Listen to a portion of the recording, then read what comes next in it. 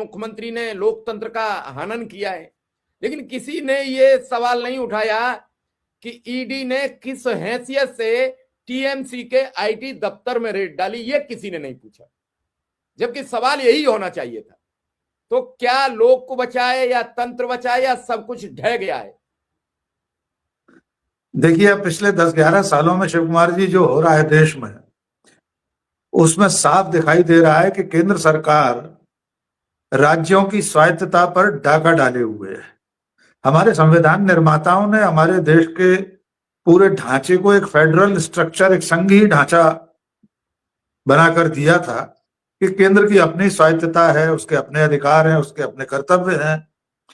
इसी तरह राज्यों की भी अपनी सीमाएं हैं, उनके अधिकार हैं, उनके कर्तव्य हैं। केंद्र के पास तमाम तरह की जांच एजेंसियां हैं जो अपने आप में स्वायत्त शासी निकाय हैं, एक तरह से संवैधानिक संस्थाएं हैं। उन्हें कानून के मुताबिक काम करना चाहिए। लेकिन अब हो क्या रहा है, पिछले 10-11 सालों में जितनी ऐसी एजेंसीज हैं, जितनी केंद्रीय संस्थाएं हैं, जिसमें केंद्रीय चुनाव आयोग से लेकर ईडी, सीबीआई, एनआईए, आईटी, ये सब केंद्र सरकार की शूटर के रूप में काम करने लगी है। ये केंद्र सरकार के हरावल दस्ते हैं, ये उनके शिकारी हैं जिन्हें विपक्ष के लोगों पर, विपक्ष के नेताओं पर छू कर दिया जाता है और अपनी सरकार, अपने लोगों, अपनी पार्टी की राज्य सरकारों की तरफ ये सारी एजेंसियां आंख मूंदे बैठी रहती हैं। अब पहले कल जो हुआ है उसकी बात कर लेते हैं। आपने बड़े विस्तार से बताया कि ईडी ने वहां पहुंचकर एक कंपनी जो ममता बनर्जी की पार्टी के लिए काम करती है, उनके चुनाव प्रचार, उसकी योजना बनाना, बहुत सारे काम होते हैं। हर पार्टी आजकल इस तरह की एजेंसियों से काम कराती, बीजेपी भी कराती रही है। और संयोग देखिए कि ये वही कंपनी है जिसके कर्ता धर्ता किसी जमाने में प्रशांत किशोर हुआ करते थे। प्रशांत किशोर 2014 से पहले के नरेंद्र मोदी के मीडिया मेकर माने जाते हैं। उन्होंने उनकी छवि बनाई, उन्होंने नारे बनाए, उन्होंने पोस्टर बनाए, उन्होंने बैनर बनाए, सब कुछ ऐसा माना जाता है, ये दावा किया जाता है कि नरेंद्र मोदी को गढ़ने में 2014 के चुनाव से पहले प्रशांत किशोर और उनकी इसी कंपनी का योगदान था। अब वो चूंकि कंपनी ममता बनर्जी का काम कर रही है तो मोदी सरकार और उनकी एजेंसियों की आंखों में खटक रही है। यहां पर थोड़ा सा रुककर इस टाइमिंग पर भी ध्यान देने की जरूरत है कि ये सारी एजेंसियां एन चुनाव से पहले ही विपक्षी दलों की तरफ क्यों नजर डालती हैं। जब जिस राज्य में चुनाव होना हो और उस राज्य में अगर गैर भाजपा शासित सरकार है, दूसरी पार्टी की सत्ता है। सर जी 20 सेकंड लूंगा बस सिर्फ। सर, हेमंत सोरेन एक केस में ईडी ने गिरफ्तार कर चुनाव से पहले जेल भेजे, उस केस का क्या हुआ? दिल्ली चुनाव से पहले अरविंद केजरीवाल जेल भेजे गए, लोकसभा चुनाव से पहले भेजे गए, उन केसों का अब क्या हुआ? क्योंकि एक वर्ष गुजर चुका है चुनाव हुए दिल्ली में और 2-1.5 वर्ष से ज्यादा का समय गुजर चुका है झारखंड में। तो क्या वो केस खत्म हो गए, ईडी ने जांच बंद कर दी, या फिर जब अगला चुनाव आएगा तब फिर खुलेंगे? मैं सर थोड़ा सा जानना चाहता था कि जैसे ही चुनाव खत्म हो जाता है वैसे ही चुनाव राज्यों की जांच फ्री हो जाती है। यही प्रशांत किशोर को अब टीवी पर किस तरीके से बिहार के चुनाव में फोकस किया गया, सारे इंटरव्यूज, सारे वीडियोस प्रशांत किशोर के चलते थे, अब वही प्रशांत किशोर की कंपनी पर ईडी का छापा। तो थोड़ा सा मैं जानना चाहूंगा। देखिए शिव कुमार, बिल्कुल सही सवाल आपने उठाया है कि ईडी ने पिछले सालों में, 11 सालों में जितने ऐसे मुकदमे दर्ज किए, अरविंद केजरीवाल हो, सत्येंद्र जैन हो, मनीष सिसोदिया हो, संजय सिंह हो, हेमंत सोरेन हो, विपक्ष के चाहे जितने नाम जोड़ लीजिए, उन सब केसेस का एंड रिजल्ट क्या रहा? आपका सवाल वाजिब है। इसका जवाब तो ईडी के खुद के आंकड़े, केंद्र सरकार द्वारा लोकसभा और राज्यसभा में दिए गए उत्तर, उन सब में इसका प्रमाण मिल जाएगा। नंबर 1, ज्यादातर मामलों में सुप्रीम कोर्ट से ईडी को लताड़ लगी है। मुझे याद नहीं पिछले 10-11 सालों में जितनी बार ईडी या आईटी को, सीबीआई को सुप्रीम कोर्ट ने फटकारा है, लताड़ लगाई है, इस तरह की हेडलाइंस बनी है, इतना इससे पहले कभी हुआ हो? कितने मामले आप देख लीजिए, अरविंद केजरीवाल का देख लीजिए, हेमंत सोरेन का देख लीजिए, अभी सोनिया गांधी राहुल गांधी वाला नेशनल हेराल्ड वाला केस देख लीजिए। ज्यादातर मामलों में ईडी की कार्रवाई शून्य साबित हुई।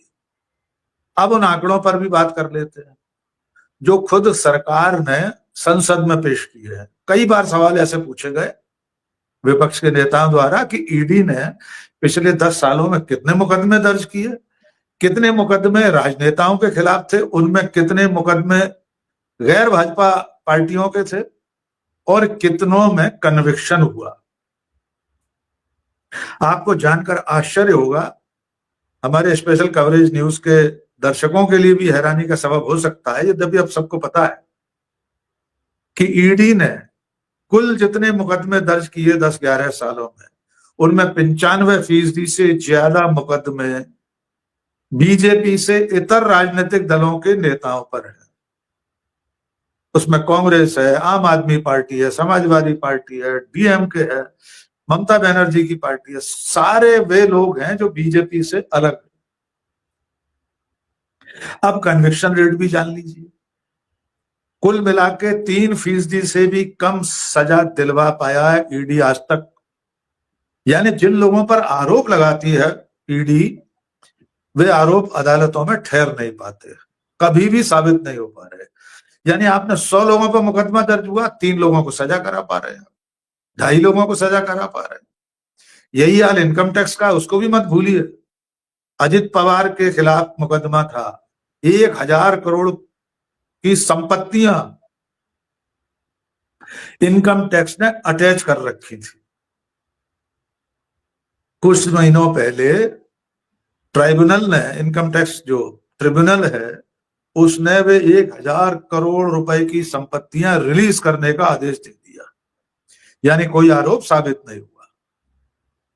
तो ये एजेंसियां काम कैसे कर रही हैं? ये तो किसी थाने की साधारण पुलिस से भी घटिया इनका कामकाज है। और अब कल जो करने गए उस पर बात कर लेते हैं।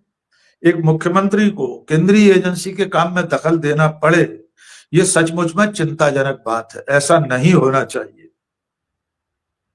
लेकिन हमारे संविधान में आज भी ऐसे प्रावधान हैं कि जो केंद्रीय एजेंसियां, जैसे सीबीआई है, ईडी के बारे में बात नहीं कर रहा हूं, सीबीआई की कार्रवाई कई राज्यों ने आज भी रोक रखी है। शिव कुमार, देश में कई ऐसे राज्य हैं जिन्होंने ये प्रावधान कर रखा है कि सीबीआई बिना राज्य सरकार की अनुमति के उस राज्य में किसी को गिरफ्तार करके नहीं ले जा सकती, कोई छापे की कार्रवाई नहीं कर सकती, इत्तिला देनी पड़ेगी। तो इस तरह से बंगाल ने भी कर रखा है। बंगाल में सीबीआई सीधे ऐसे कार्रवाई नहीं कर सकती। बंगाल है, तमिलनाडु है, केरल है, कई राज्य हैं ऐसे। जब भूपेश बघेल छत्तीसगढ़ में थे तो वहां उन्होंने कर रखा था। ये मामला सीधे सीधे चुनावी राजनीति से जुड़ा हुआ है। हर वो पार्टी जो बीजेपी को चुनौती दे सकती है, चुनाव में उसका सामना अच्छी तरह कर सकती है, उसकी कमर तोड़ने के लिए एक तो उसकी गुल्लक दे रहे हैं जो कि असंवैधानिक तरीके से है।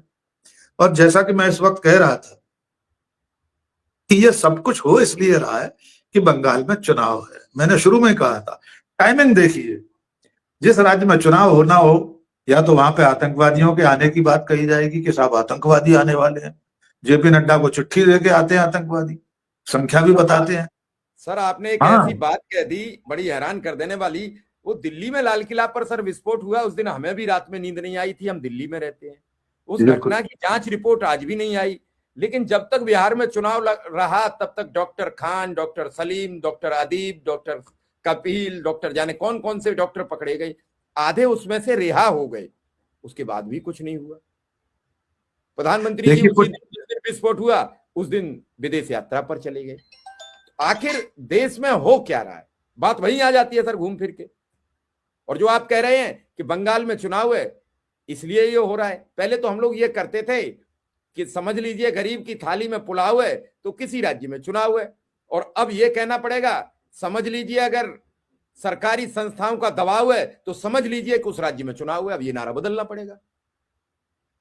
देखिए, ये सब चुनाव के लिए ही हो रहा है, इसे समझने में कोई बहुत रॉकेट साइंस जानना जरूरी नहीं है। हर राज्य में चुनाव से पहले इसी तरह की कार्रवाई होती रही है। आपने झारखंड का उदाहरण दिया, दिल्ली का उदाहरण हमने देखा, किस तरह विपक्षी दलों की कमर तोड़ने की कोशिश होती है। छत्तीसगढ़ में जो हुआ हमने देखा, अभी भूपेश बघेल के सुपुत्र रिहा होके आ गए, जमानत पर बाहर आए हैं। पिछले लोकसभा चुनाव यानी इसी 2024 के लोकसभा चुनाव से पहले कांग्रेस के खजाने पर किस तरह डाका डाला गया। इनकम टैक्स ने बिना पार्टी को बताए, बिना खातेदार को बताए करोड़ों रुपए निकाल लिए। कांग्रेस का पार्टी के पास चुनाव लड़ने के लिए पैसे नहीं थे, नेताओं के हवाई जहाज और रेलवे के टिकट के लिए पैसे नहीं थे। तो ये लेवल प्लेइंग फील्ड कहां है? अब बंगाल में नरेंद्र मोदी और बीजेपी को पता है कि ममता बनर्जी को चुनौती देना आसान नहीं है। उनसे चुनाव में पार पाना इतना कठिन है कि उसके लिए फिर साम दाम दंड भेद अपनाना पड़ेगा। तो एक तरफ गृह मंत्री, प्रधानमंत्री घुसपैठियों का राग अलापेंगे, बांग्लादेशियों का राग अलापेंगे, दूसरी तरफ उनकी एजेंसियां शूटर के रूप में काम करेगी।